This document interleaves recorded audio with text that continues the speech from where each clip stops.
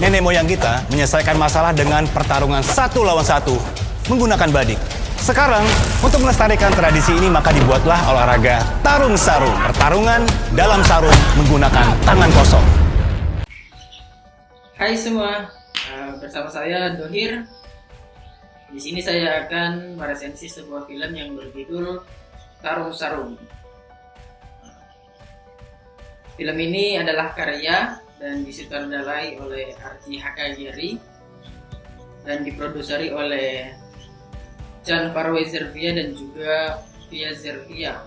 Pemeran dari film ini ada Panji Zoni sebagai Denny, kemudian ada Yayan Ruhian sebagai Pak Khalid, kemudian ada Jamal Farouk sebagai Sandrego, dan juga ada Maizura sebagai Tentri, dan ada Surya Saputra. Kemudian musik yang digunakan dalam film ini adalah musik dari Andika Triadi. Kemudian distributor dari film ini adalah Netflix dan perusahaan penyuntingnya adalah Star Vision Plus. Durasi dari film ini adalah 115 menit dan film ini dirilis tanggal 31 Desember 2020 kemarin, berarti masih baru-baru kan. Memang sebetulnya film ini dirilis tanggal 4 April 2020, namun karena pandemi akhirnya ditunda sampai Desember kemarin.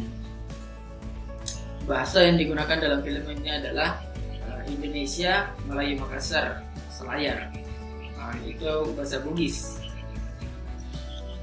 Kemudian bagaimana cerita dalam film ini? Sinopsis dalam film ini berawal dari Denny Russo, yang mana Denny Russo adalah anak tunggal dari pemilik perusahaan properti terbesar di Indonesia, dan menjadi sebagai orang terkaya ketiga di Indonesia dalam film ini.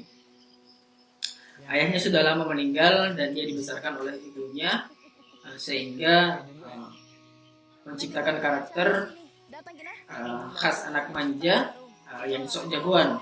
Karena memang dalam awal film ini dibuka dengan adegan tawuran atau pengeroyokan kepada seseorang.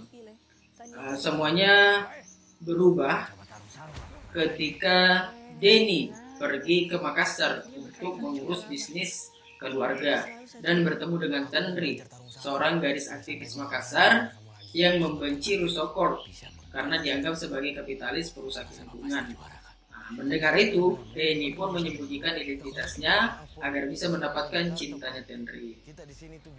Kemudian persoalan muncul ketika Sandrego, sang juara tarung di Bugis itu, di Makassar itu, tidak terima atas kedatangannya Denny yang mulai mengambil hati si Tendri. Akhirnya, suatu saat Denny pun dipukuli oleh Sandrego. Karena tidak terima, Denny pun mulai belajar tarung sarung dan mulai berkembang juga rasa tanggung jawabnya, rasa malunya, sehingga mencari guru. Bertemulah dengan Pak Khalid, seorang legenda tarung sarung yang tak terkalahkan, yang sekarang menjadi penjaga masjid. Akhirnya Denny pun diajari tarung sarung, bahkan diajari mengenali kembali Tuhannya sendiri. Kemudian film ini ditutup dengan adegan pertarungan antara Denny dan Sandrego. Kemudian siapakah yang menang antara Denny dan Sandrego? Kalian bisa saksikan di Netflix. Kemudian apa yang membuat menarik dalam film ini? Tentu dalam film ini membahas tentang laga, budaya, dan juga romansa. Kemudian dalam analisis saya, film ini hampir sama, bahkan susah bila tidak disandingkan dengan film The Karate Kid yang dirilis tahun 1984 lalu. Karena memang sebagai contoh, pemeran utama dari Tarung Sarung adalah Denny Russo. Kemudian pemeran utama dari The Karate Kid adalah Daniel LaRusso. hampir sama bukan namanya. Sehingga bisa dikatakan film ini adalah The Karate Kid-nya Indonesia. Kemudian dalam film ini mengenal lebih dalam tentang suku Bugis, yang mana dalam film ini menampilkan budaya suku Bugis, yaitu ritual tarung sarung, atau dalam Bugis adalah si gajah malalipah. Kemudian ada pindah rumah atau dikatakan mapalete bola. Kemudian ada bahasa Bugis sendiri yang ditampilkan dalam film-film ini. Kemudian dalam film ini koreografi berantem yang asik untuk ditonton. Kemudian film ini juga penuh sentilan untuk anak muda. Banyak pesan-pesan moral yang disampaikan untuk anak-anak muda zaman sekarang yang memang kerap terjadi. Banyaknya keroyokan, tawuran-tawuran yang bahkan orang yang tidak bersalah pun juga kena batunya sebagai korban. Sehingga dalam film ini akan membangkitkan bagaimana sebenarnya jadi diri anak muda itu, bagaimana anak muda itu memiliki tanggung jawabnya menyelesaikan masalahnya secara empat mata.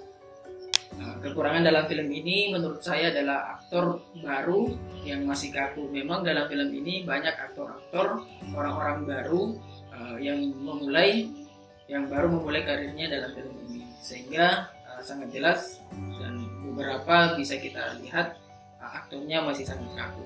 Kemudian awal dan akhir dari film ini menurut saya kurang greget, karena memang awal dan akhirnya sudah sering dipakai atau bisa dibilang sudah klise dalam film ini. Kemudian kelebihan lainnya menurut saya yang bikin menarik adalah film ini menampilkan keindahan Sulawesi Selatan yang cukup memuaskan.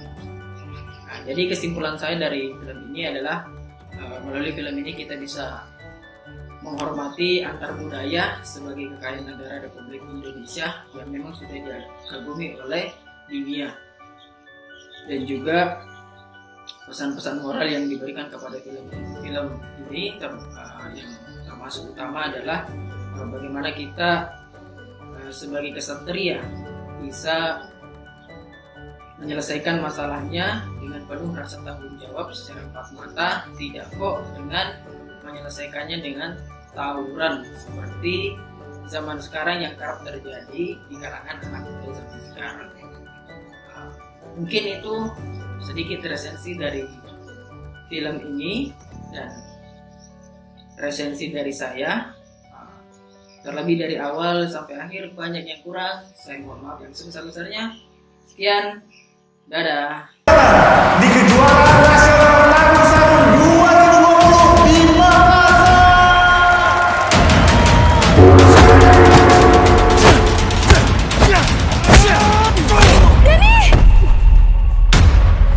Maafin aku.